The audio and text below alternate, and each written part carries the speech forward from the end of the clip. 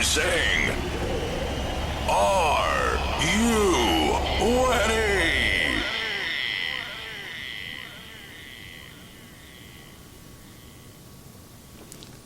Hello and welcome. And the question is, are you ready for tonight's episode of the Texarsis Live? I am solo tonight. Sue Ellen is taking the night off. She takes off Fridays and Saturdays, which is understandable. But it's just me tonight, so just, settle in and we'll have a great show anyway. I am Shane Moore, and this is the Texarsis Live, of course. Anyway, tonight I want to talk about the secrets and the techniques of mentalism. And just to define what mentalism is, it's the theory that physical and psychological phenomena are ultimately explainable only in terms of a creative and interpretive mind. It is, yes, it is that, but it's also what is called cold reading. It is it is what Darren Brown does. And if you haven't heard of Darren Brown, I'm sure you've heard of Uri Geller. People like that seem to have a connection. They seem to have a conduit, a way that they can reach into some kind of supernatural realm. They may seem like that they can read your mind, and while it's fascinating and powerful, it can also be devastating, because in the wrong hands, there's much room for abuse and leading people astray. And this is not only, some channelers, supposed channelers, psychics, mind readers, but this also goes into like the televangelists, the spiritual leaders. It's all mentalism. It is deception, diversion. It's like Harry Houdini on steroids. I mean, you look one way and you think that it's your choice, but you've been led to look that way while big things are going on that you're not supposed to see. These people are very talented, and they're very smooth. Tonight I'm going to reveal the secrets and the techniques and tactics and much, much more, and also do a few live mentalist tricks of the trade for you. And trust me, this is not going to be boring. So, I'm going to take a short break and allow listeners who want to join our live chat, give them a chance to do so. And I encourage everyone to. So, I will be back in 3 minutes. So get settled in and get ready. Be back in 3 minutes.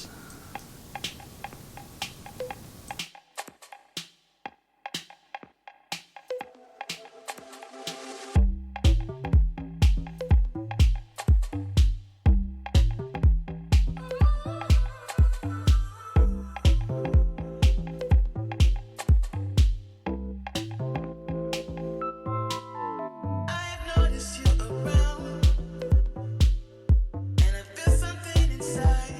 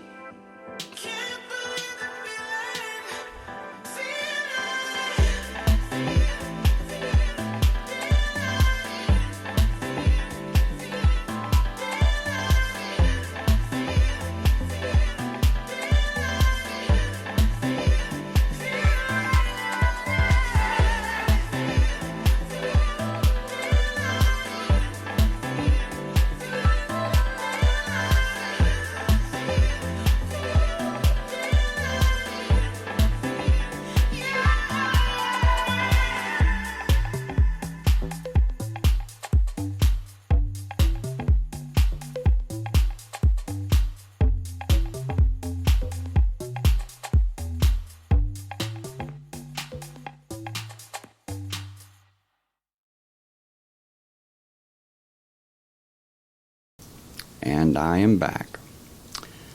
Okay. Another definition of mentalism is a performing art in which its practitioners, known as mentalists, appear to demonstrate highly developed mental or intuitive abilities. Performances may appear to include hypnosis, telepathy, clairvoyance, and divination, precognition, psychokinesis, mediumship, mind control, memory feats, deduction, and rapid mathematics. Mentalists are sometimes categorized as psychic entertainers, although that category also contains non-mentalist performers such as psychic readers and bizarrists. The main thing that I want to make clear before we start discussing this is that I'm not saying that hypnosis and telepathy and clairvoyance,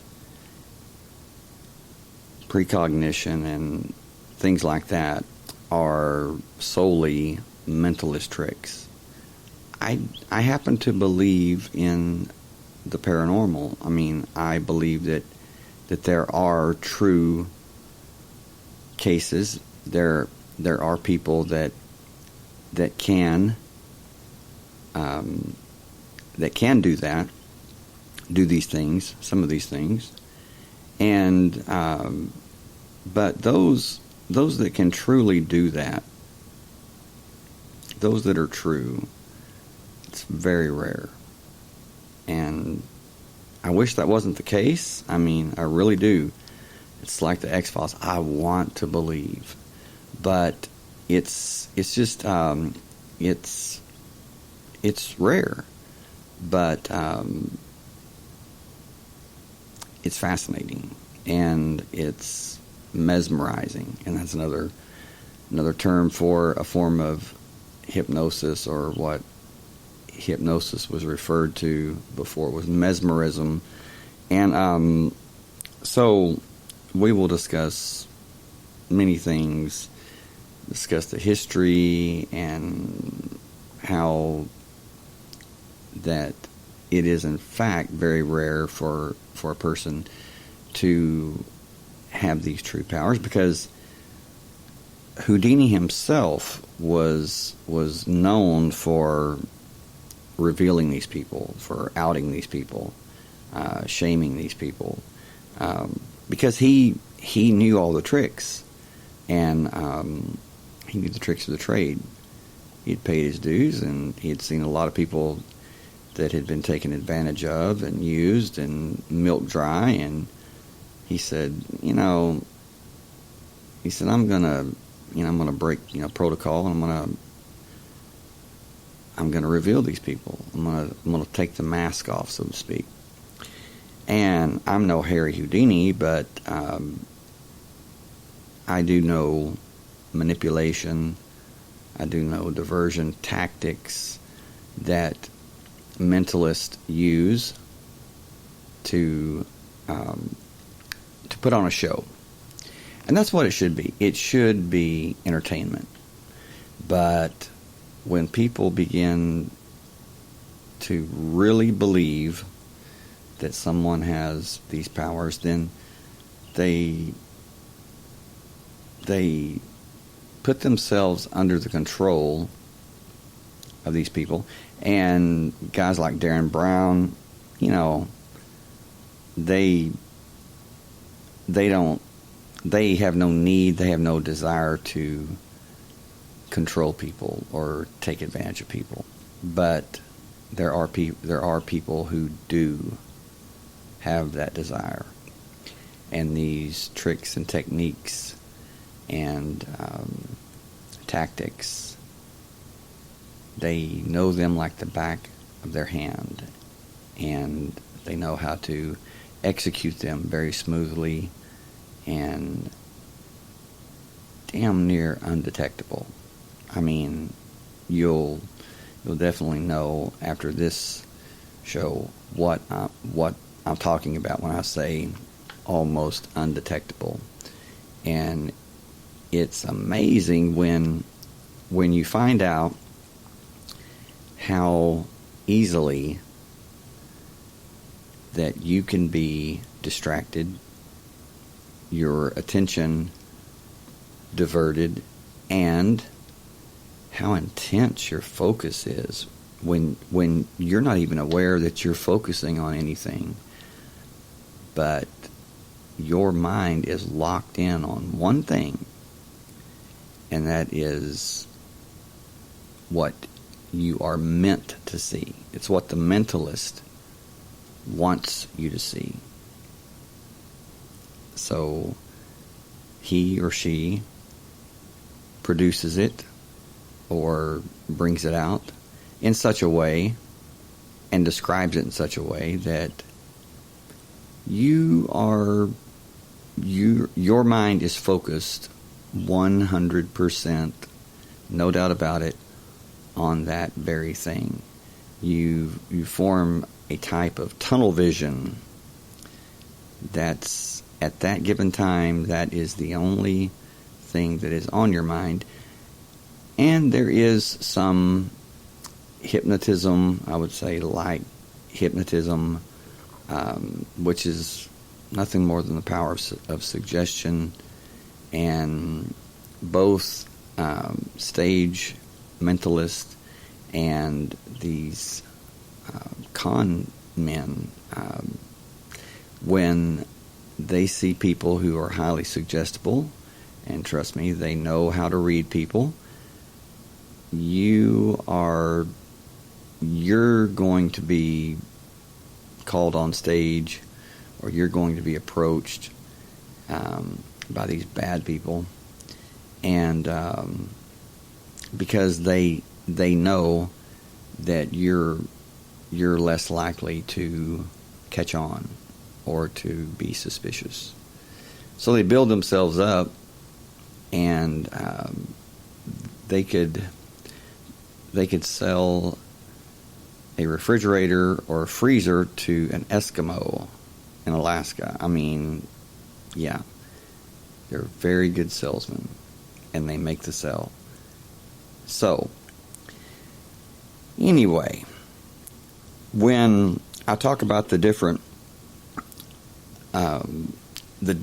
let's say, platforms that this is delivered on, it may be your local psychic in town with the sign out, psychic, tell your future, read your cards, blah, blah, blah, it just goes on and on and on. There's so many forms of divination, fortune telling, things like that. Okay, well, one in particular, this is just an example, the tarot.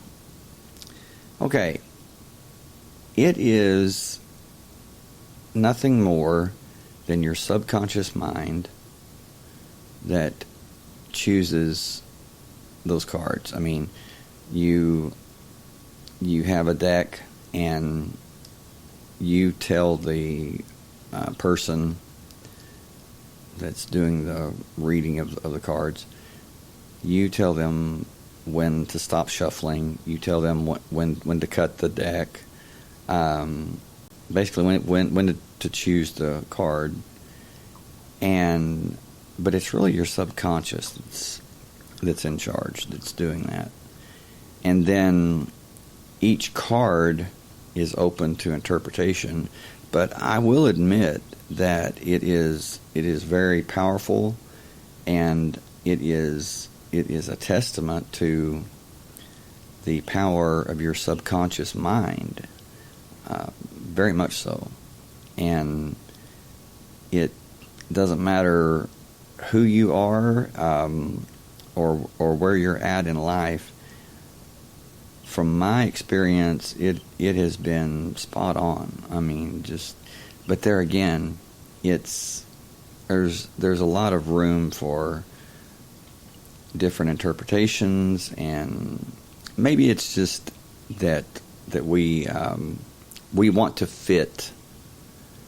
We want to make it fit, and I know that. I know that that's human nature.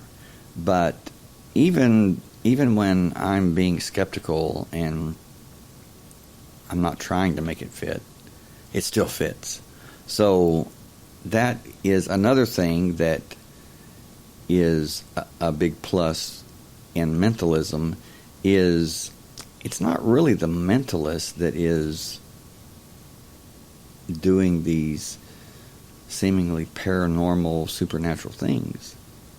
It's actually you that's doing it, but they take the credit for it. Now, people like Darren Brown, they'll be honest about it. They'll say, they'll explain, yeah, it was you. It was your power. It was your knowledge. It was your subconscious. You're the one that produced that, not me. But made you believe that it was me. And much of it is the anticipation and the build-up. I mean, let's face it, when someone makes their, makes themselves known, or they say that they're a psychic or a mind reader, or that they can speak to the other side. They can contact your deceased loved ones, or they can channel different spiritual entities. People are you're going to get people's attention, and when that happens, there's some people who they don't really question it. They just accept it, and in their mind, their mind does the rest. It does the build-up. It does the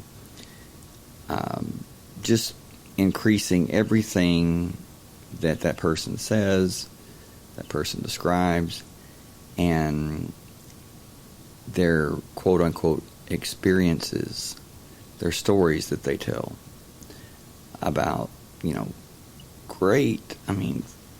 incredible experiences and seemingly unbelievable experiences. But since it's that person that is telling it, some people are much, much more likely to accept it than reject it. Now, this is the first point that I would like to make. Is I was watching some YouTube videos on these televangelists, these multimillionaire televangelists that prey on the poor. They prey on the sick. They prey on the lonely, the depressed, the downtrodden. And they use a form of mentalism as I was sent to you by God. God sent me to you. God sent me to help you. The only thing is the only ones that receive help are the televangelists. The person that's promised to be helped, it's usually, this is how it works, is by your faith you will be healed, or by your faith your finances will increase, or by your faith your son or daughter will be delivered from drug addiction or alcoholism, or by faith your husband will stop abusing you, or, it just goes on and on and on. That is a built-in mechanism for when people find out that they've been conned, they've been lied to, they've been deceived. And when they get mad about it, because let's face it, people do get mad. They get pissed. And I don't blame them. But when they go to the televangelist or whatever, motivational speaker like Joel Osteen or whatever, and throw a fit or confront them, this is the built-in free out-of-jail ticket for the mentalist who is pretending to be a servant of God. Is, well, if you had had the faith, then you would have been healed.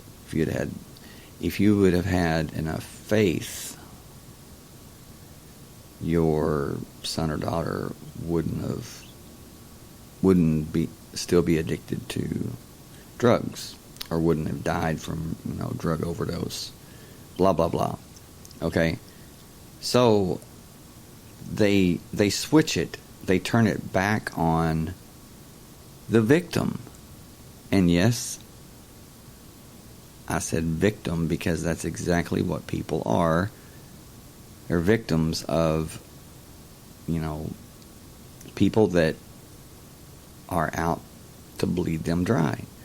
What do the televangelists do?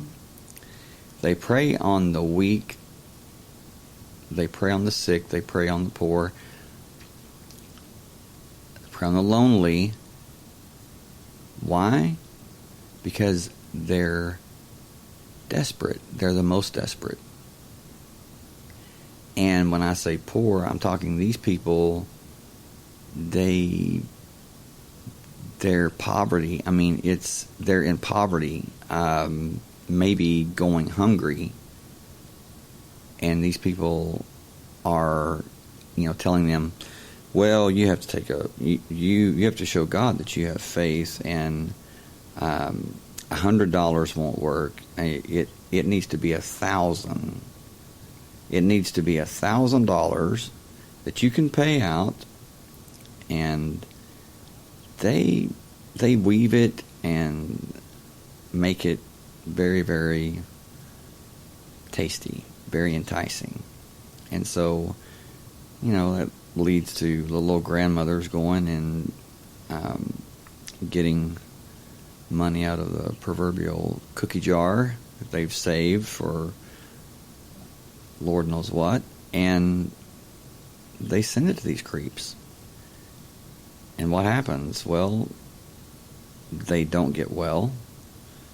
They get worse many times, and they die. They die without their money, without their savings, and that's just unacceptable. I think that these people that do that, including these fake, supposed channelers and psychics that really built people out of thousands and thousands of dollars, if not their life savings. I think these people need to be prosecuted to the fullest extent of the law and imprisoned. Because that's just another way of robbing someone. You're just not using a weapon. You're not using a gun. You're not using a knife. You're using manipulation. You're using their mind against them. And for me, that's the worst. It's the worst. It's the worst way. It's the worst method. But anyway, these mentalists, or you can call them magicians, like Uri Geller, David Copperfield, David Blaine. There's also Chris Angel. Now, as far as the physical, like Chris Angel flying off a building or levitating, from building to building, don't ask me how that's done. I have no idea. But the mental part of it, the cold reading, is like when you first meet someone, you talk to them first before you really know anything about them. A mentalist can usually size someone up and know everything they need to know about that person to get the ball rolling in less than a minute. They read body language. They can look in your eyes. They can look at your facial expressions. Look at your hands. Look at your shoes, the shoes you're wearing, or the clothes you're wearing, the way your hair's cut, the frequency of your smiles, maybe the frequency of your frowning. It gets very, very detailed.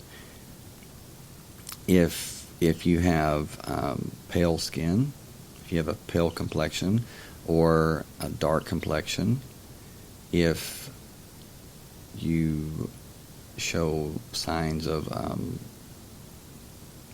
different medical problems or sicknesses, they're going to pick up on that. They're going to speak out about it, and you're going to be, wow.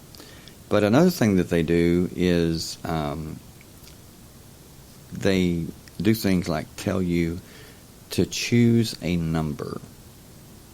And it's like a number between 1 and 500, that's 500 numbers, correct? Okay, this is going to be our first exercise, our first live exercise. And there's nobody in the live chat, so when someone does come on the live chat, I'm going to have them choose a number between 1 and 500. Okay? It has to be a 3-digit number. All of the numbers must be odd numbers. And it can be the same number. All 3 digits can be the same number. When someone comes on the live chat to where they can type in their number after I tell them what their number is, without even seeing anything from them, well, then I'll tell you how it's done. But yeah, so that's it. Choose a number between 1 and 500. It must be a 3-digit number, and they all have to be odd numbers, and it can be the same number. When you have the first number that comes into your mind is the number you keep. Don't change it. The first number that comes into your mind, keep it. And come on the live chat, and I'll tell you what your number is. So, yeah, it was done with me. I mean, I did this, and luckily it was someone that wasn't out to manipulate me or deceive me, but I was really shocked until I learned how it was done, and I'm thinking, wow. It's not so much how great or how talented they were, it was how naive I was. And that speaks volumes. So anyway, they say it's an art form, and it is. It is something that they portray just like an actor. They admit that they are tricksters and entertainers and know the audience understands it's an illusion, and the magician cannot really achieve the impossible feats shown, or the mentalist, but like reading your mind, but it entertains people, and people like to be entertained. It's like I've always said, as far as teaching, as far as educating anyone, you must entertain them. Because if you don't, then, I don't know, 4 or 5 minutes, they're somewhere else altogether. They're not listening to you. So, a sense of humor, and entertaining, making them laugh at you, making them laugh at themselves, and working that in is a very important key to educating people. So, and truthfully, with the show, with the podcast, it's not so much the topics that we discuss. Of course, I mean I love the paranormal. I love the unknown, the unexplained, all that stuff. I love it. Do I believe all of it? No. But I love it. I love researching it. I love searching for it and investigating it. But the main thing about this show is I use, well, I mean, I wouldn't say I use, it's more than that. It's a way to reach people. To reach people who may, and I'm not talking about everyone, but I'm saying people who feel downtrodden, people that feel depressed, people that feel like that they're alone, or people that may be interested in these topics and they feel like that they're weird or strange and always been the black sheep. I mean, I know I've been there. This is a way, this is a means to let them know you're not alone.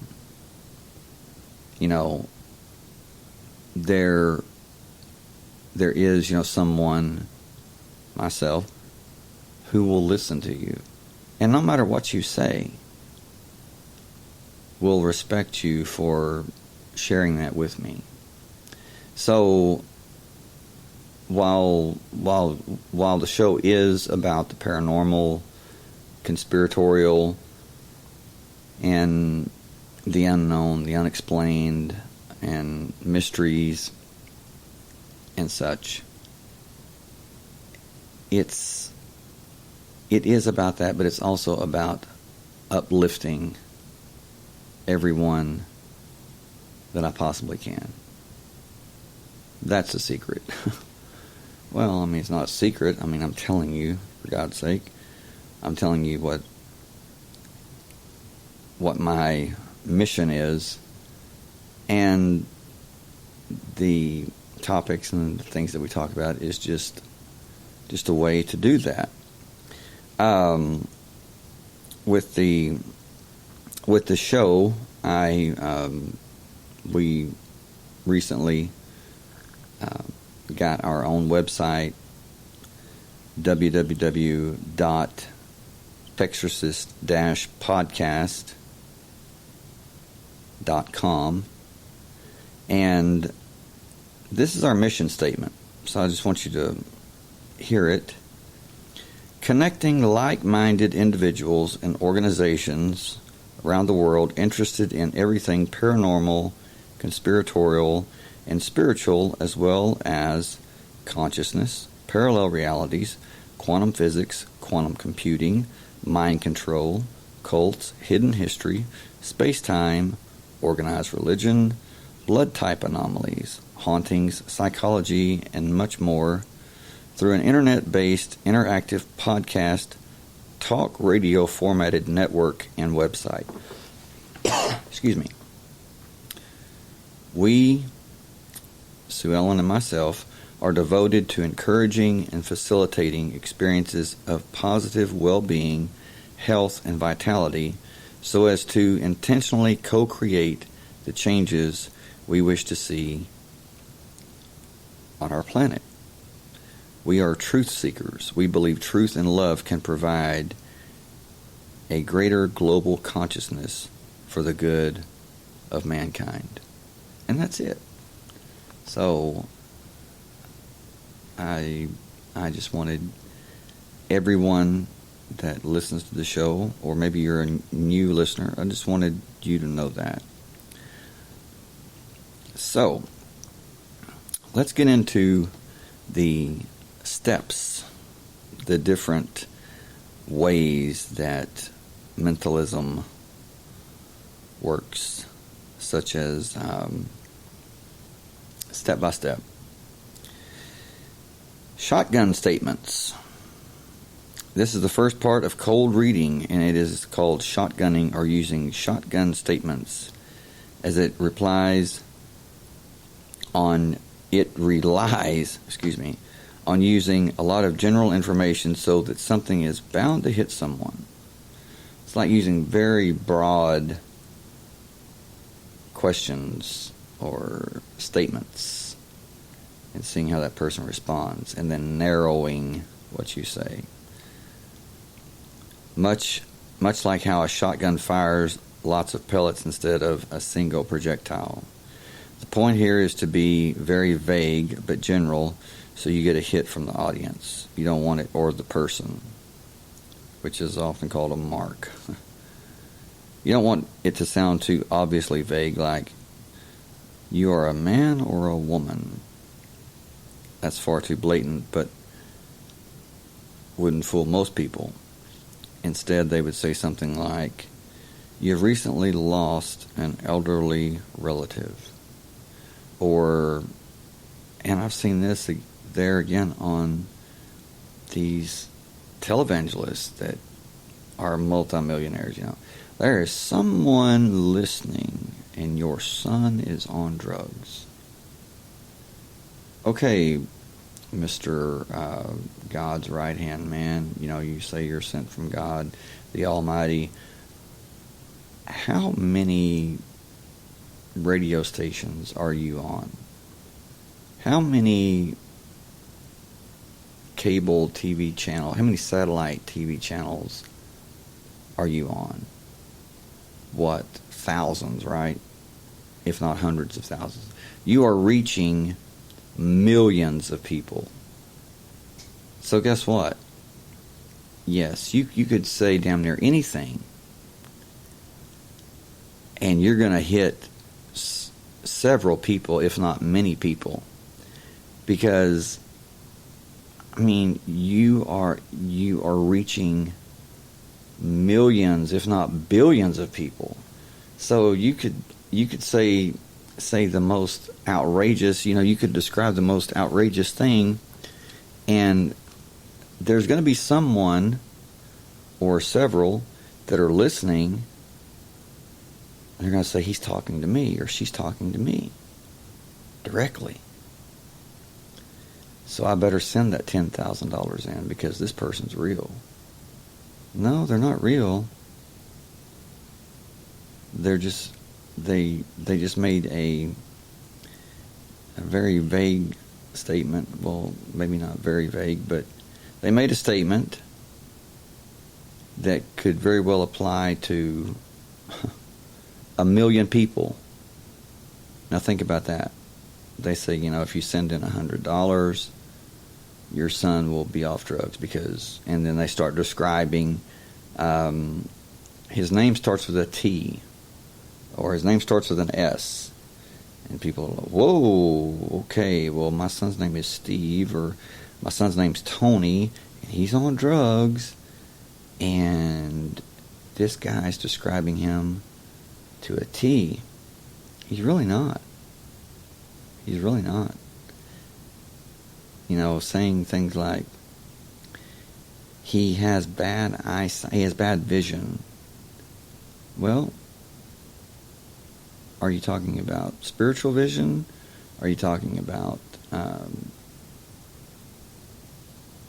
physical vision? Are you talking about poor choices, bad choices? Well, yes, bad choices because person's addicted to drugs, correct? So that seems like that it's an extra description, another, how would they know that about my son? Another point, another thing that they knew, when it's really not. It's just, of course, they make bad decisions. They're addicted to drugs. And then they may say something like, they're very sad, they're suffering from deep depression, and they're very angry, they're frustrated. And, 1, 2, 3, 4. When all of those things are really, it's all in one. It's not separate. Of course, people that are depressed, they're also very angry, also very frustrated, and sometimes violent. So I hope that you can understand what I'm saying is that these people present things in such a way to make themselves look like that they are really naming 20 different things about your loved one, including the letter their name starts with. And they say, I'm not talking to everyone. This is for one person, when they know damn well that there's going to be maybe 200 people that would easily fit, that would easily apply to.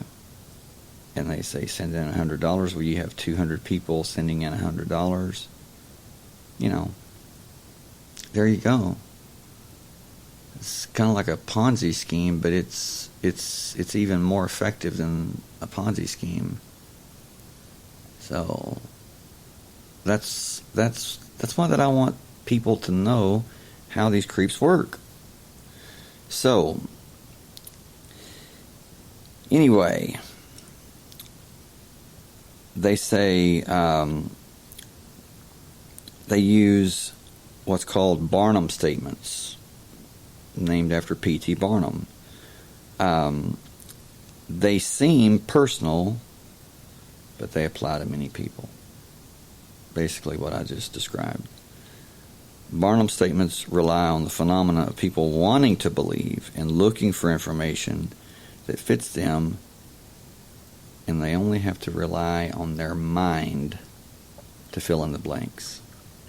The mentalists, they only have to rely on the person's mind to fill in the blanks. That's all. It's like they plant the seed and the person's mind does the rest. I call it running. It's just like a computer program. All the mentalist does is he just clicks on run, and the program runs. What's the program? The program is your mind. And it runs. The only thing is a virus also runs.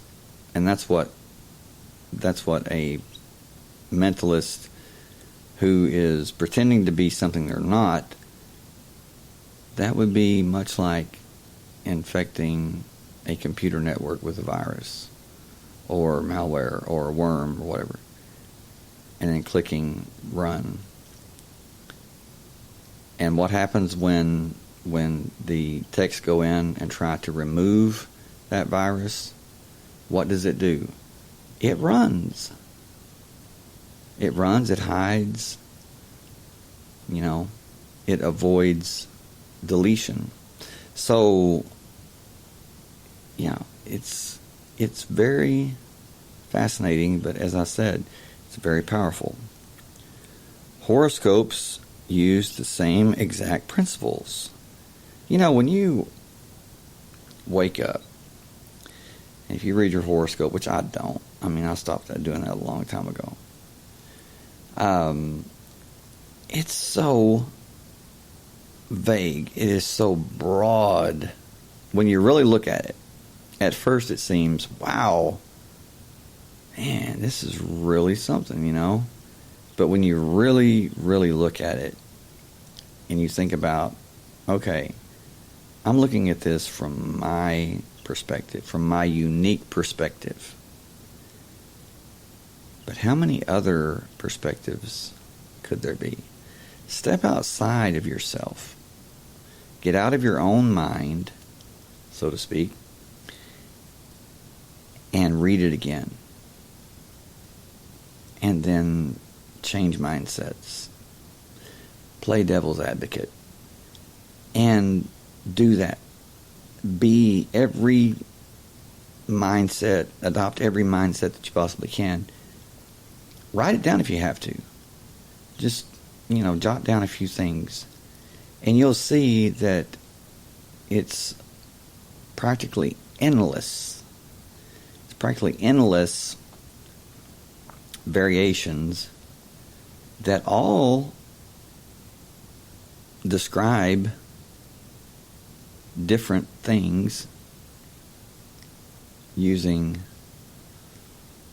the same words, using the same description, but many, many different things depending on each individual's perceptions. And like I said, we want to believe. It's in our very DNA. We need to have something to believe in that is more powerful than the world that we live in. If we didn't have hope or chance or the possibility that a power greater than us, greater than this world exists, then many would, they would be hopeless. And it's one thing that you really don't want to lose is your hope. Because when that happens, it's not a pretty picture. Not at all. Okay. The difference between a horoscope and a normal cold reading is there's no feedback in a horoscope, whereas in a normal cold reading you have interaction and can gauge where to go next following the subject's reactions. So you would start out with Barnum statements, just really broad, and then very skillfully begin narrowing your testing. And that's what you're doing. You're monitoring, you're testing the whole time. You're watching them. You're like a Memorex. These mentalists, they're like Memorex machines. I mean, they are they're recording, so to speak, everything you do. Barnum statements are perfectly illustrated in the Orson Welles video that you can find on YouTube. And it goes something like this. Between the ages of 13 and 15, you went through a dramatic change. That's a great example of a Barnum statement. You know, who did not go through a dramatic change? Everybody went through puberty, right? But when that person with that authority, or especially if they're famous or they're well known, that just adds to their power. It just adds to the power that they have. And people, many or some, they don't even think about, yes, everybody, that would apply to everyone. Because we all went through that hellacious time. I mean, it was hell. Very dramatic. And change and scary and frightening. Yes. Seems very personal, but it applies to everyone. A huge experiment was conducted on students where they were given a sheet of paper. What was written on the piece of paper was supposed to describe the specific student, and 90% of them, when asked if what they received described them, they agreed.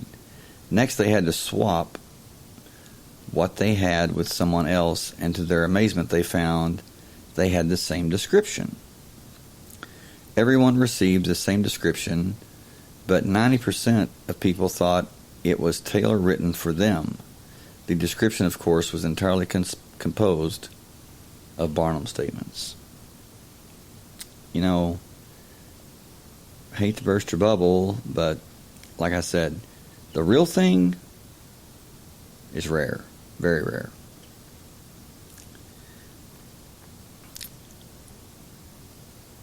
Then another technique is repetition, and reuse of words. And then for the closing, it's the recap of everything that's been said. It's like they're closing the deal. The use of information that they have, that they've already confirmed to earlier on the reading, and feed it back to them. Use the information that they get and have confirmed. And there's ways they do that. Feed it back to the victim, or feed it back to the target. You are repeating what they have told you, but because it's coming from you in a slightly different way, they see that as completely new. And how did you know that? Wow. You can see what I've done. You can see my past. Tell me about my future. Whoa. Man. There you go. They're hooked. Well, I could say anything about your future. Why? Because I don't have any idea. But you told me about your past. You did. And then I told you, I fed you back information that you told me using different terms. But it seems like it's brand new, and you're wondering how I knew that. I have literally had people say, how did you know that? You're scary. I say, you told me. You told me. And when I show them how they told me by what they said. many of them were so caught up in the moment and was so caught up in the anticipation and excitement that they didn't even realize that they were telling me these things. Hey Mona, I'm glad no one's joined the chat yet, so I was going to do some live mentalist techniques and show people how it works, but if no one shows up, then I'm just going to save that for another show, maybe the next show. But yes, so that's how that works. And the truth is most people, if you give them the opportunity and you're not intimidating them, you're not making them feel threatened, instead you're making them feel comfortable, relaxed, they will tell you their life story. They will tell you things that they've never told anyone. And that's fine with me, because I would face machine gun fire before I would ever betray anyone's trust. And Mona can attest to that. I mean, there's been many people tell me many things, and I will die with it. I will go to my grave with it before I would ever, crush someone, crush that trust, which is the greatest gift, and I am very honored and blessed that that I have many people who trust me with their deepest secrets and problems and things that they just can't tell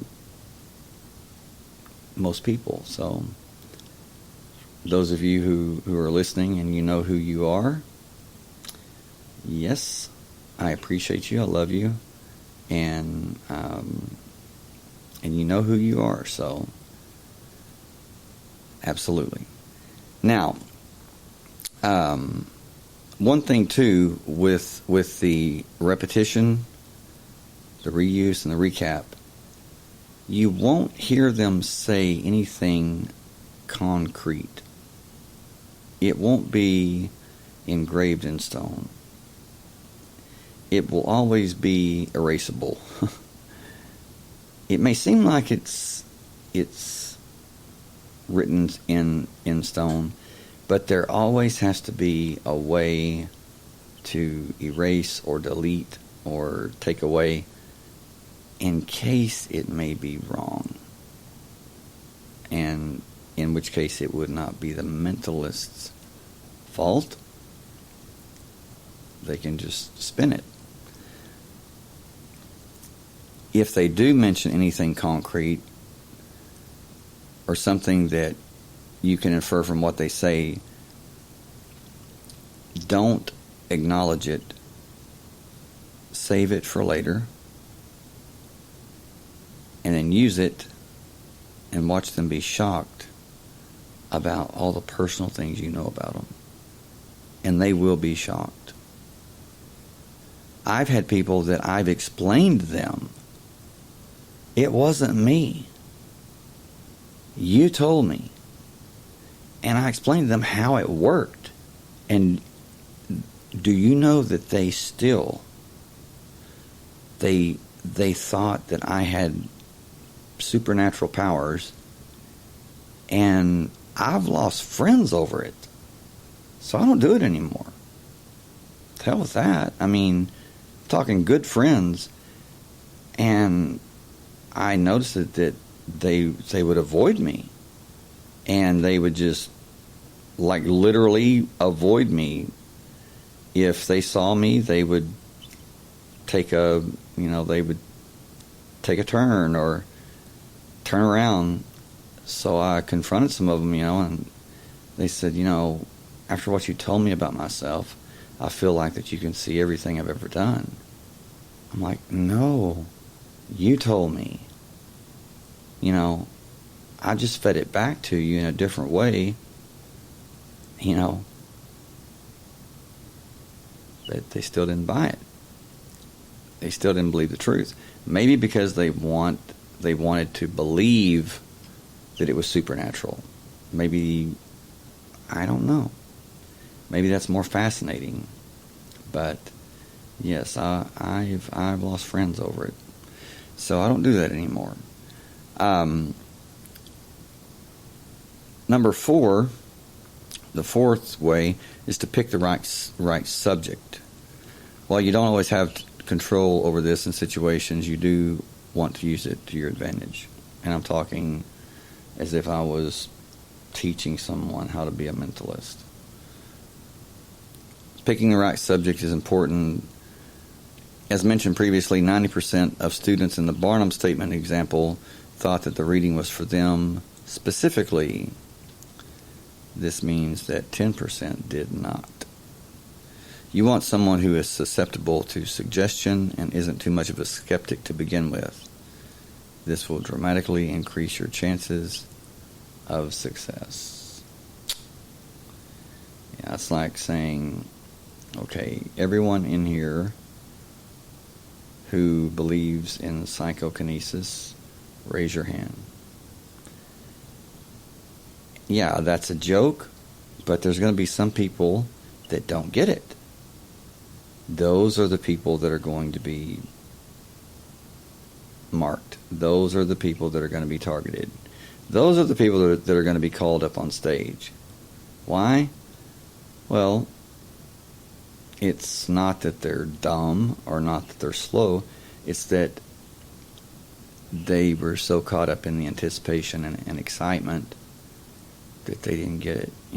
Psychokinesis, moving objects with your mind. Everyone in here that believes in psychokinesis, raise your hand. Yeah. Seemingly just, doesn't mean anything, but it does. It means a lot. And their eyes are searching all the time. Look on YouTube. Look at, mind readers or mentalist or cold readers. Watch them on stage. When every word they say, their eyes are going through that crowd, or if they're doing like sidewalk magic or street magic. Even David Blaine, if he's got if he has 10, 20 people or 5 people, he's talking, but the entire time he is his eyes, watch him. His eyes, he looks down at his hand. Okay. Say he looks down at his right hand, and then he glances back up and he scours everyone, like, I don't care where they're standing. He's looking to see who he can lead. Or if he looks at his left hand, what's he doing?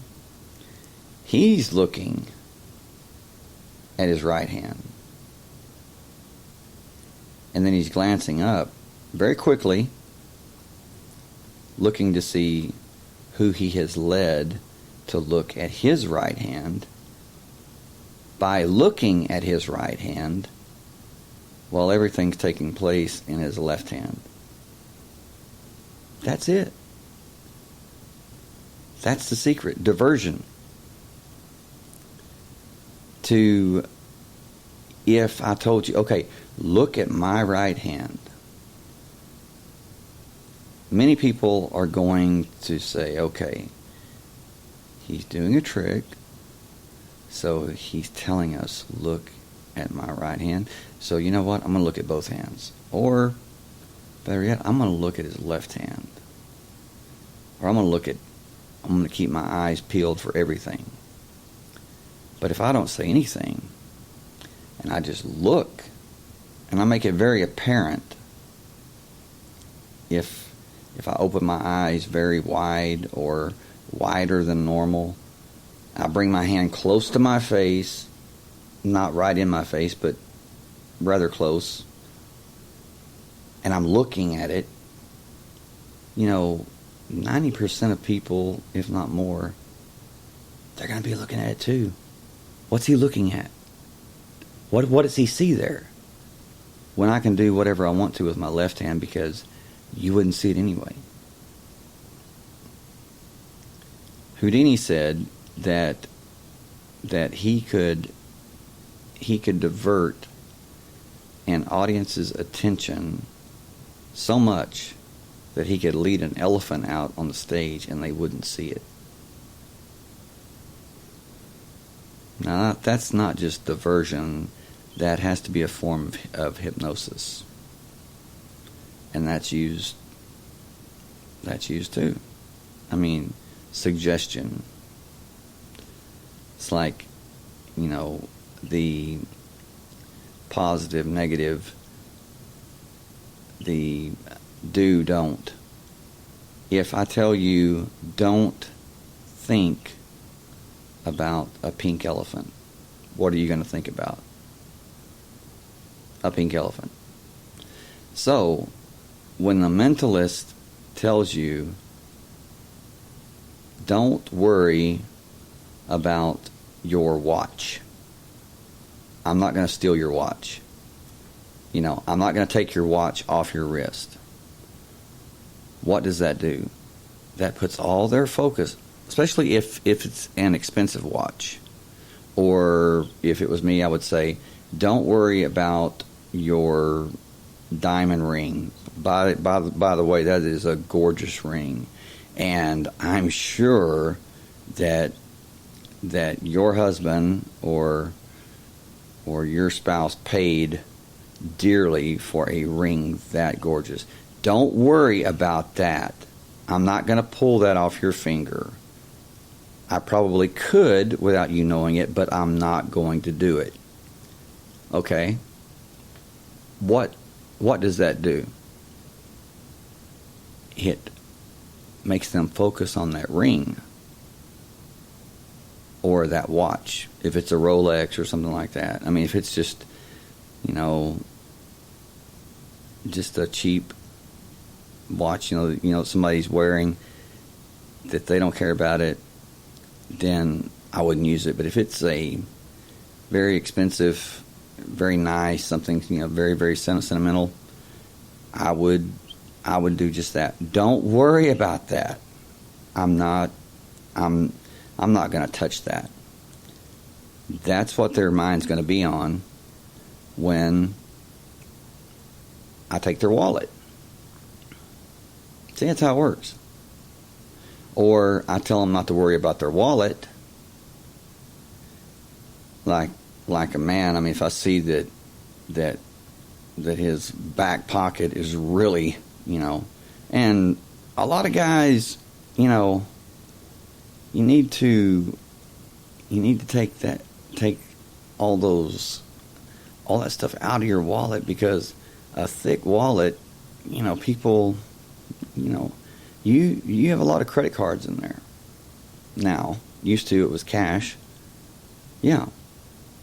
So if I see someone that may not have rings or jewelry or whatever, and I'm doing this with them, I'm not conning them, I'm just doing it so I can tell them, this is how this works.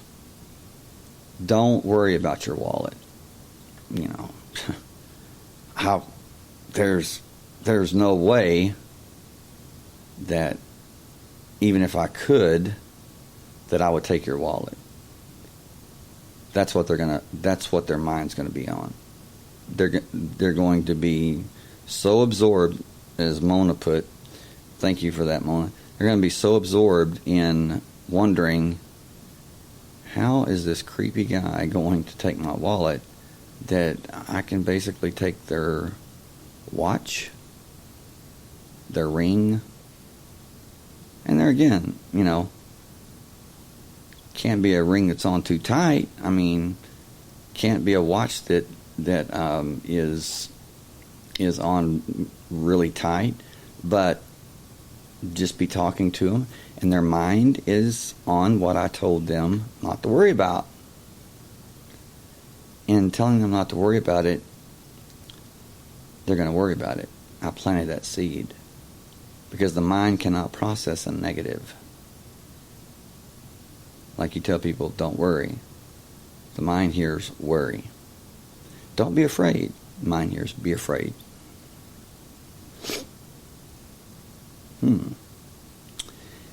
Yes. And I kind of jumped ahead of myself. That is called, as it aptly should be, negatively loaded statements, or loaded neg statements. I call it the neg gun, where you're just pulling the trigger on all these words or these items, and but you're telling them not to worry about it, or don't think about it. And you're putting it in their mind to do so. Then there's the meaning changing. Change your meaning. And in cold reading, there's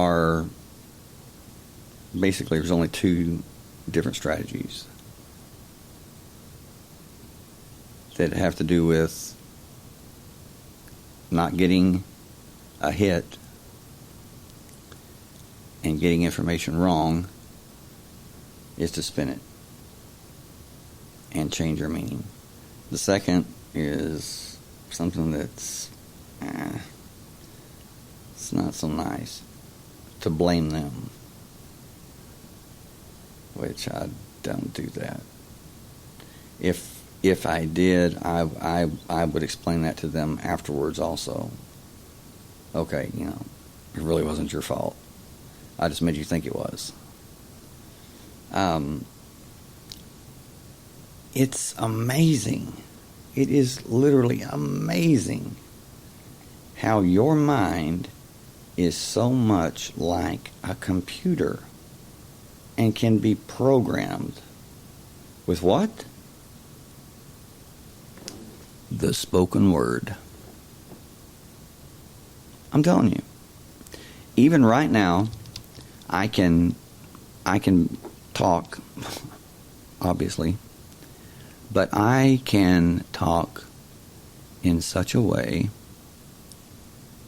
very monotone, and tell you,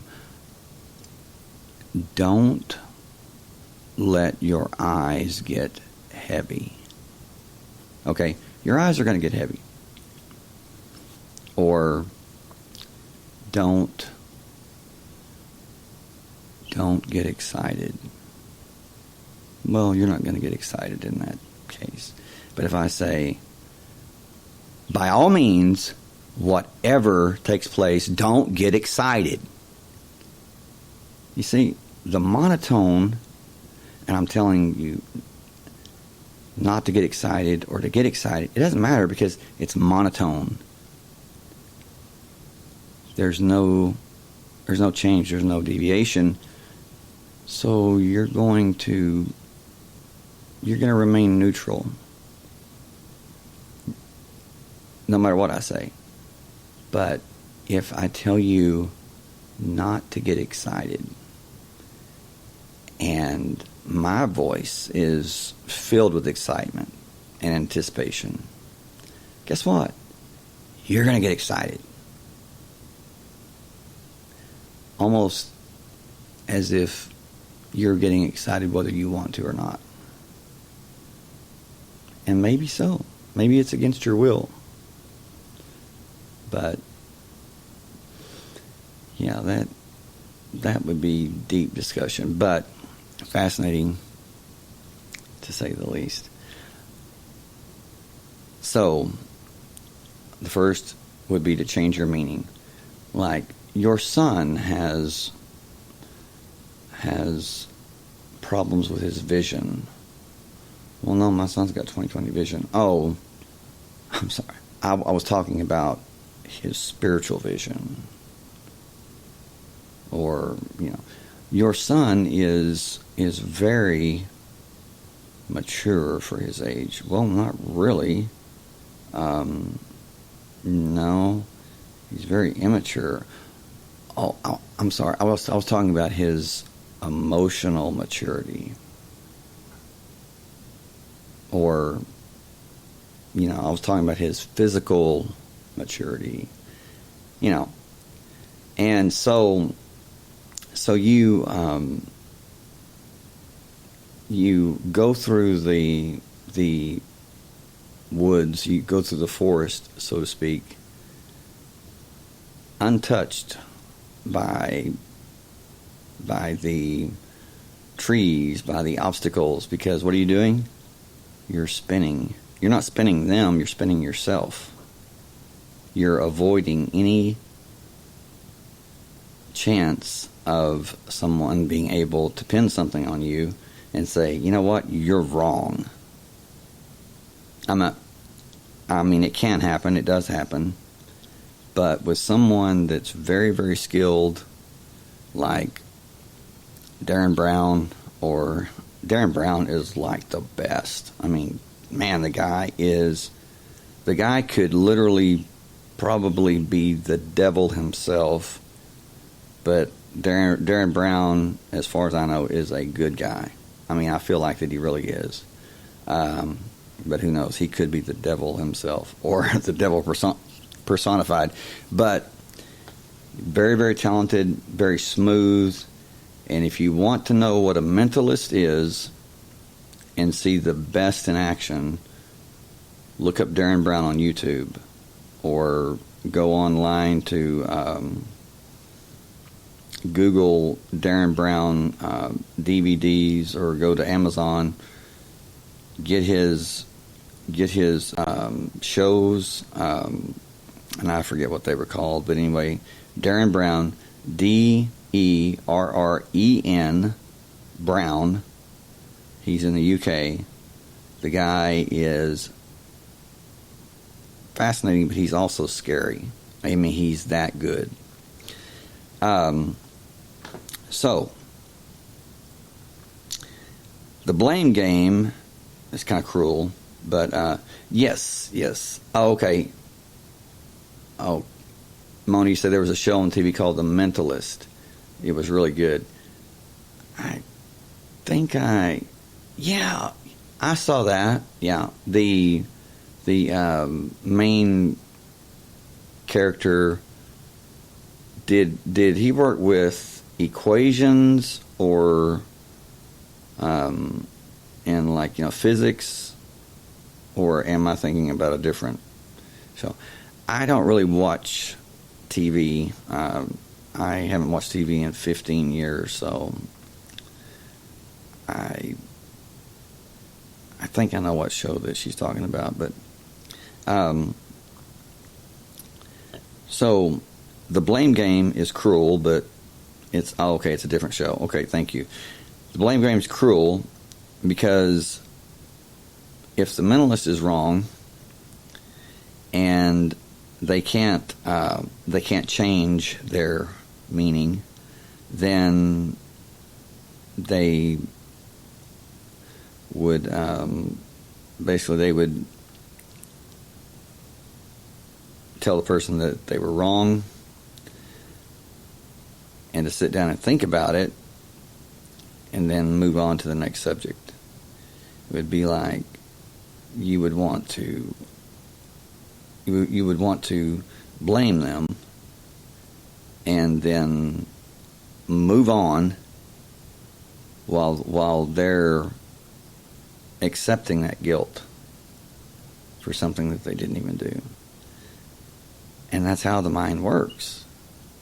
the mind will accept a negative before it will accept a positive. You have to really, really work. You have to drill a positive statement into someone's mind. The mind rejects it. But you can just, flippantly say something negative, and the mind soaks it up like a sponge. That's just human nature. And these people know that. Oh, okay, you say Simon Baker and Robert Tunney were the main characters. Okay, I saw the previews, or I saw it online or something. It did look pretty interesting. Yeah. In the show, he admitted that there are no real psychics, that they are all really good con artists. I'm not going to say that I agree with that, but it's like I said, the real deal is very rare. But I do believe that it does exist. Maybe not on the level that is portrayed in a lot of media, but yeah, very rare. So it's a lot of okay, Molly, you say, but that was his experience as the character. Okay, well, I have a character, like I said, televangelist, that really,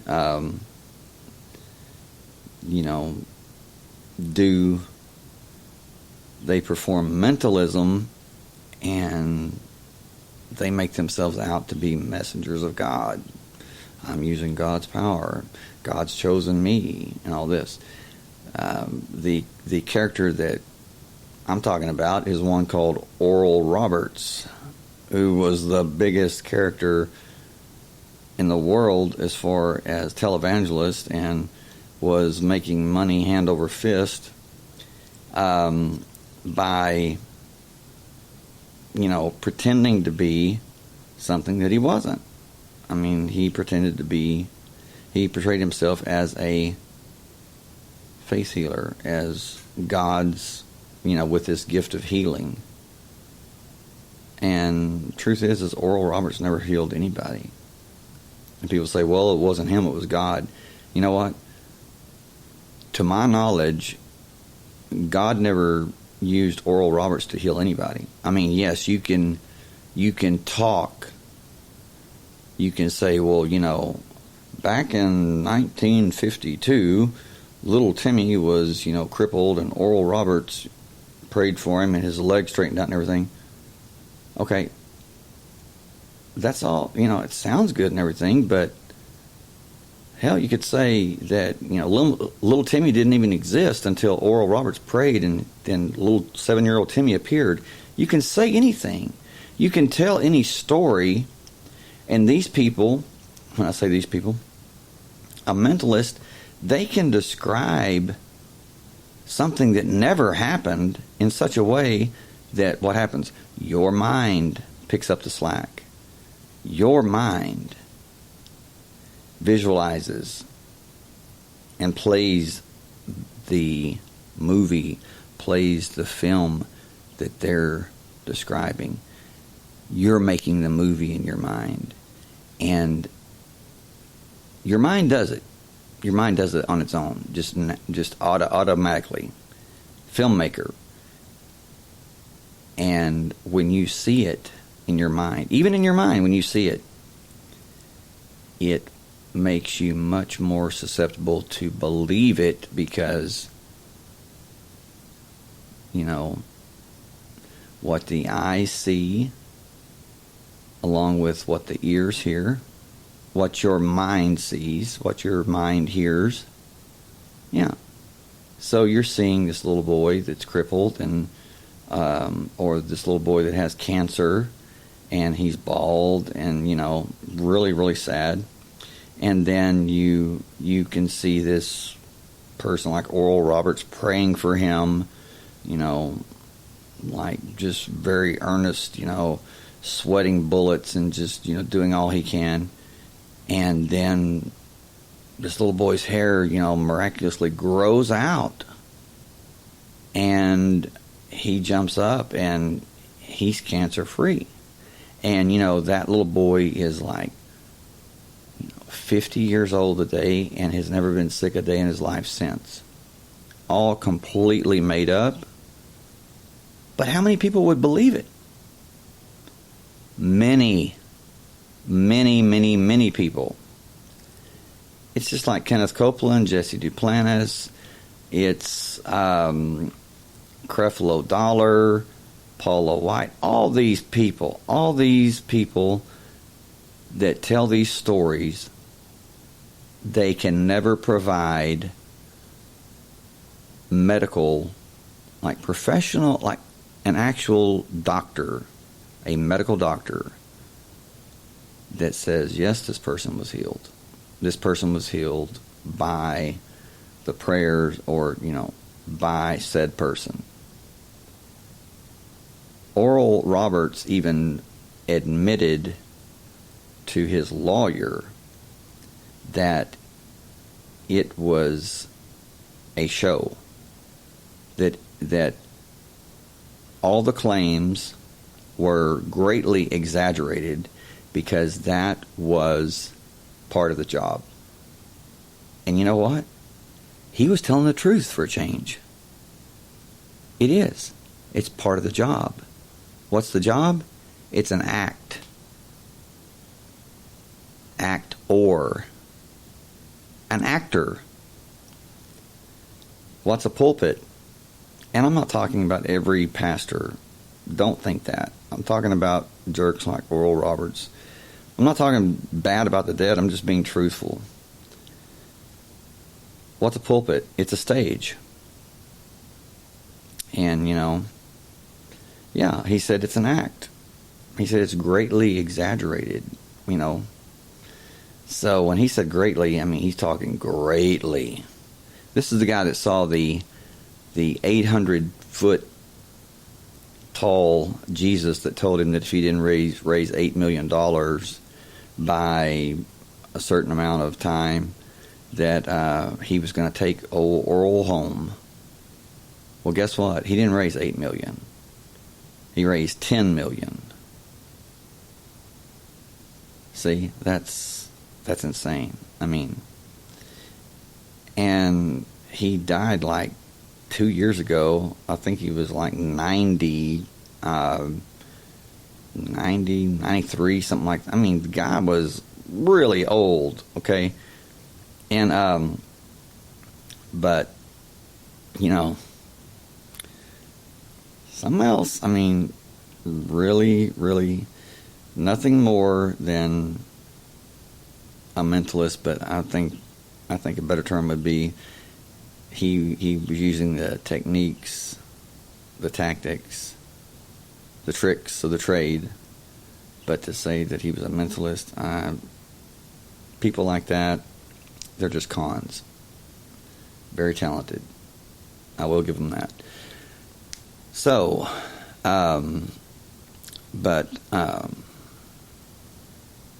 anyway, the Darren Brown talks about the differences between a psychic and a mentalist. They're not the same thing.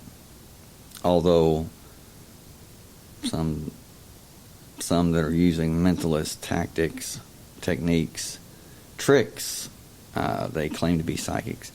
Darren Brown explains how this works. He says basically the sitter does all the work trying to make what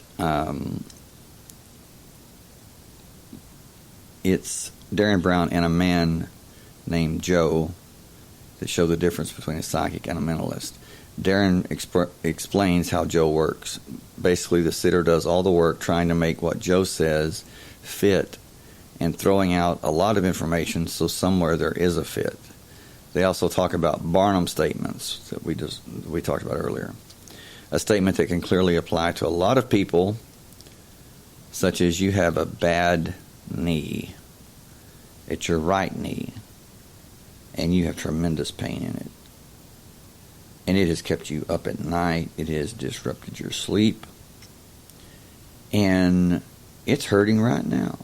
And it's itching.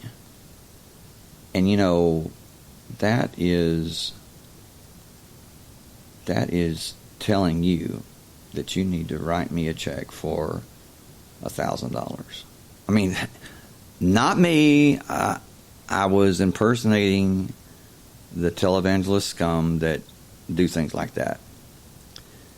Yes, when you're reaching over 1 billion people by satellite, internet, and you've got 1 billion people listening, yes, you're going to have many people, their knee is swollen, their knee's killing them, their knee's itching. Oh my God, he's talking about me. Wow, I got to get this guy, man. Not only $1,000, I'm going to write him $2,000, because he said, the more seed I sow, the greater my return will be. You know, that is called, there's a word for that. It's BS. And it stinks to high heaven. I mean, literally. All that seed sowing, well, you give God $100 and God will give it back to you tenfold, 20-fold, 50-fold, even 100-fold. Really? Well, if you can show me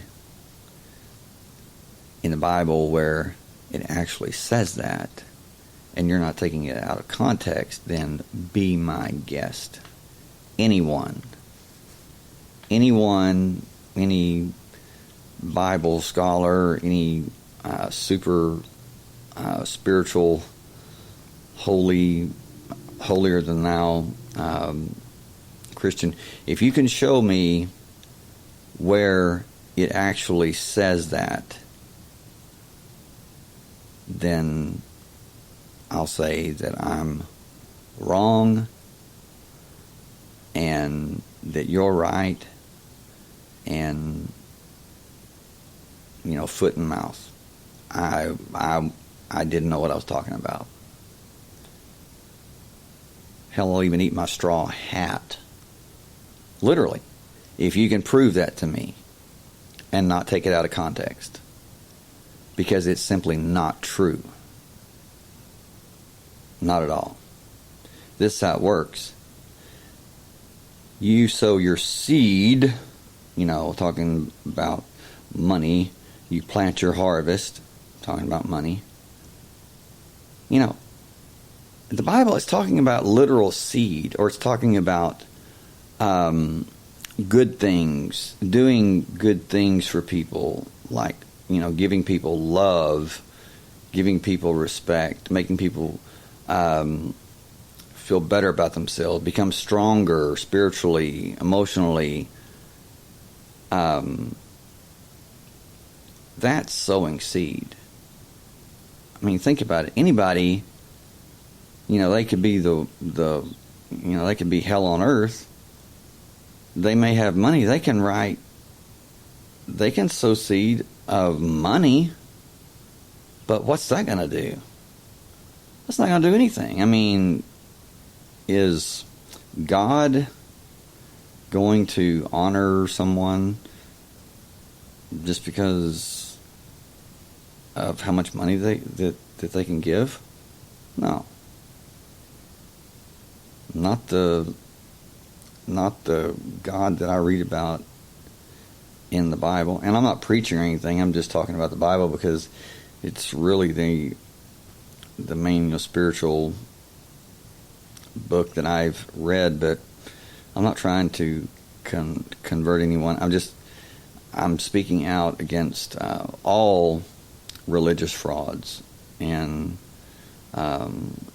false teachers and gurus and motivational speakers that really don't motivate. Like Joel Osteen, And it's a growing problem. But anyway, Darren Brown and they talk about how that he will say something, and he watches how this guy Joe reacts, and trust me, he knows exactly how to read this guy. And if Joe smiles even just a little bit, if no matter what his the changes are, he may blink more, he may not blink as much, his breathing may increase, his heart rate may increase. And Darren Brown is like, he's taking note of all that. And that's how it's very, very, it's monitoring that person to a astonishing degree. So with one of the, I hope I can tell you this without laughing too much, but Kenneth Copeland is the billionaire televangelist, and this is not about televangelists, but I'm just saying they use so many mentalist techniques, passing them off to be, ooh, this is God speaking. Literally. Kenneth Copeland, and I do research people like him and his wife, who, their net worth is like $1.1 billion. And they're frauds. They're cons. And, Kenneth Copeland, at his 2019 prophetic meeting, like 2,000 people or more there. And Kenneth Copeland says, he says, and he's talking to the people, and he says, "What was that? What, Lord? Oh, okay. Okay, now you want me..." And I'm thinking, whoa, that was smooth, and that was like really, you have to have some cojones to do that. What's he doing? Hey, God's talking to him. And he even looks behind himself. He even looks behind him. Why? Because he wants everybody to look behind him, and they all do. I'm telling you. They all look behind him because he looked behind himself. What was he looking for? Well, of course, God was behind him talking to him. So, just that puts in many people's mind a vision of God as the bearded, doting grandfather type figure standing behind his boy, Kenneth Copeland, telling him what to do. And you know what? It's not happening. It's all coming from within the demented mind of Kenneth Copeland. And the reason that I'm saying this and on this podcast, my show, is because what's he going to do? Take me to court and have to admit that I'm telling the truth? Because that's exactly what it is. It's the truth. And that's why most of these people, I'm talking about televangelists, that use mentalist techniques to act like that, God, this is coming. He even says during this 2019 prophecy prophetic meeting, he starts saying, he'll say, "Thus saith the Lord." So God is speaking through him now. Not just speaking to him, but he's speaking through him. And that's where you run into what? That's where you run into cults. Yes. The people, they're not just seeing Kenneth Copeland as Kenneth Copeland. They're not just seeing him as a messenger. They're seeing him as God. And what he says is supposedly coming from God, and they believe it's from God, so therefore he basically is God to them. But he just, absolutely did that. And then he starts making these prophecies, and he says, when I started talking, he said, when I started listening, having conversations with God, he said, you know what it started with? It started with my socks. And I'm like, what? I mean, what are you talking about? Really? Your socks? Are you insane? Well, he's not insane, but is he demented? Yes. Is he a bad guy? I'd say so. But is he an idiot? I think that speaks for itself. Yeah, his socks. And this is how he, did this, took his shoe off and showed everybody his sock. His wearing a sock. Completely taking their mind off of everything else, focusing on that sock. It's like so out of the norm that you cannot not focus on it. You can't ignore it. You're interested in it. You're drawn to it. I mean, it's so weird. And he said, this is just it. He says, if I was wearing, he said I could wear 2 different colored socks. He says, and nobody'd know the difference. Well, really? Wow, thank you for filling me in on that. I had no idea, But he says, and he said that's the same way, when God would speak to me. He said, and I was too afraid to share what God was telling me to tell them. And I'm thinking, whoa, nice try there. Yeah. So God can talk to Kenneth Copeland and tell him and people like him what to tell you. So ask yourself this. If God can tell Kenneth Copeland what to tell you, then why can't God just tell you himself or itself? Why can't God just cut out the middleman, Kenneth Copeland?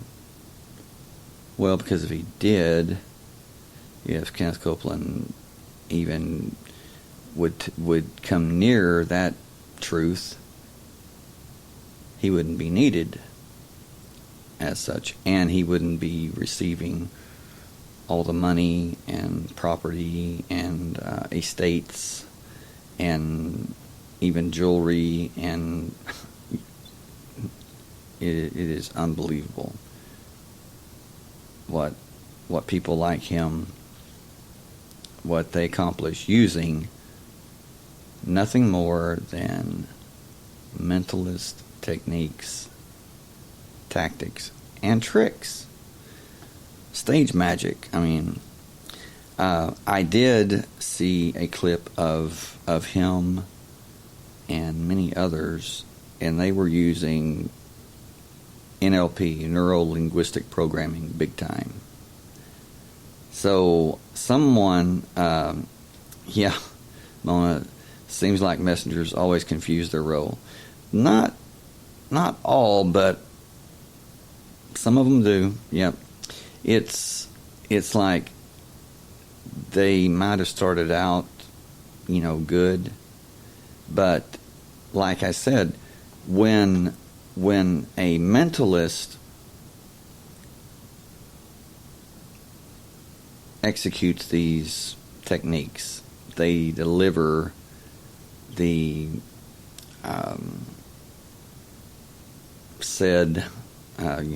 they use the tactics and they deliver them in such a way that they get the exact desired results that they wanted.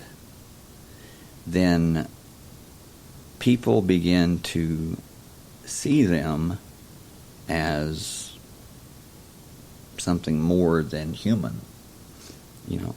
Well, he's not just a man. And then they begin to tell these people, let's face it, when you admire someone and you see them as very powerful, very in control, and very enlightened, you might say, or they've transcended, they've overcome so many things and they're so seemingly knowledgeable. Yeah, you're going to heap praise on them, and not me, not a lot of other people. I could care less. I'm going to tell it like it is. I have for over 50 years now, and I don't intend to stop anytime soon. Matter of fact, ever. So that's just me. Am I going to, brown nose someone like Kenneth Copeland just because he's Kenneth Copeland, he's a billionaire, and he's, supposedly successful, and he's got this main line to God? Absolutely not. Hell no. No, I'm not going to do it. Am I going to ruin my chances of ever being his friend or being, his pal by telling people the techniques and things that people like him use so they'll know what to look for and be forewarned? Absolutely. Every time. I don't want friends like that. But he and people like him using these techniques are very skilled at them. And what they do is in a 15 or it's like a 20-minute video of Inside Edition, or I think it was Inside Edition. They caught up with him just as he was leaving, getting into his Cadillac Escalade in the passenger side, because he doesn't drive. He has a chauffeur. And and the reporter runs up. She says, "Mr. Copeland, can you tell us about your jets and the jet that you recently purchased from Tyler Perry for, I believe it was $20 million, and it had to have $12 million worth of upgrades made to it, which was all paid by his followers, by Kenneth Copeland Ministries, Christians, good people that had been deceived by him. Yeah, they footed the bill. And so he's talking to this reporter, and he's using neuro-linguistic programming. And what I mean by that is he is using words that have multiple, that can have multiple meanings, multiple definitions, and it's not just the actual word, it's the phonetics, and it's the tone, just like I gave you an example just a few minutes ago.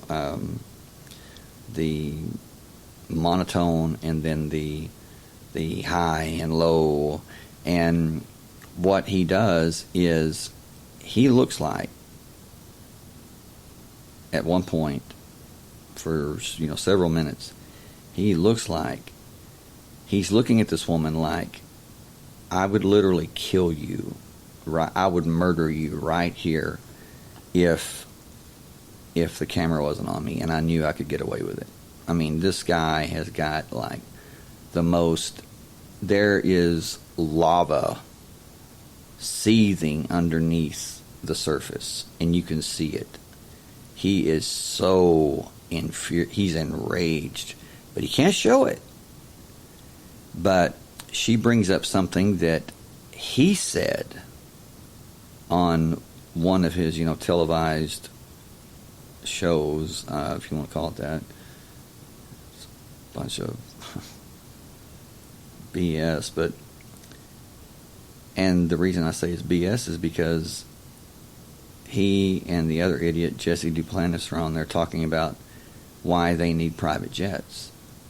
And Kenneth Copeland says, well, look, he says, we have to spread the gospel to people that need it, He says, the love of Jesus. And he says, we can't be going through an airport like everybody else. He said, people know us. We're famous. He said, they'd be coming up to us like, pray for me. And he says, we don't have time for that. And I'm thinking, you literally, I mean, yes, you just won the Idiot of the Universe contest. I mean, are you serious? And then he wins it again, but even greater when he says, Brother Jesse, and Jesse Duplantis is a total, just, the guy is an idiot. I mean, he is a total idiot. Both of them are. Even Creflo Dollar. I mean, Joel Osteen, they all are. But one thing that they are experts at is the con. They're con artists. Experts. They're chameleons. They can be anything. And so, but Kenneth Copeland has to be the he's not so smooth as the rest. This is what he says. He says, and I quote, he says, we can't be flying, he says, as God's chosen vessels, we can't be flying in a commercial plane, he said, which is nothing more than an aluminum tube full of demons. Okay, calling the people that have given money into his ministry, if you want to call it that, for his collection of airplanes and jets and private jet and the $20 million, well, actually $32 million jet that he bought from Tyler Perry. Calling people that, give everything to him that they have, they worship him, calling them demons and saying we need to spread the love of Jesus, and we can't do that unless we have private jets. because otherwise we would be in a tube full of demons, an aluminum tube. We would be in a commercial plane, and he's just like talking like, oh, that would be disgusting to be in a commercial plane. Can you imagine that? And Jesse's like, you're right, Brother Copeland, you're right. I mean, there's no way, and a lot of people, they don't understand it. You damn right we don't understand it, because you know what? There's nothing to understand other than you're both jerks, you're con artists, you're very good at what you do, and you've made yourselves very, very wealthy and very powerful by preying on poor people, people that are poor financially, people that may not really understand true spirituality, and they buy your BS version of it. Yeah, absolutely. So, but these are these are the techniques that they use, is what I'm talking about. But that was completely unscripted, what he said. I mean, it was like, whoa, somebody didn't take their, somebody didn't read their script today, because this guy is like speaking truth. And that's exactly, I mean, he's so smug, and he brags about, oh yeah, my suits are made in Italy, my shoes are made in Italy, custom tailored, and talks about healing and how God can heal anybody if they have the faith. But I had this friend in Fort Worth, very good friend, and he told me, laughing, he said, he says, Kenneth and Gloria Copeland, he said, they talk about God can heal, God heals people every day. And, he says, but I personally know the chiropractor that they go to twice a week, both of them. And I'm like, yeah, I get it, I mean, that's how it works. Yeah, they're telling people God heals everything, You got stage 4 cancer? God, yeah, I've seen that healed so many times, They're saying that. Just them saying it doesn't mean that it's true, which it's not. And if it is, show me documentation, show me proof. But anyway, the main thing, we're coming up on 2 hours here, so I'm going to have to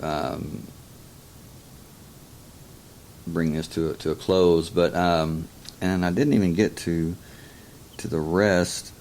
But the main thing is the deception and the diversion, and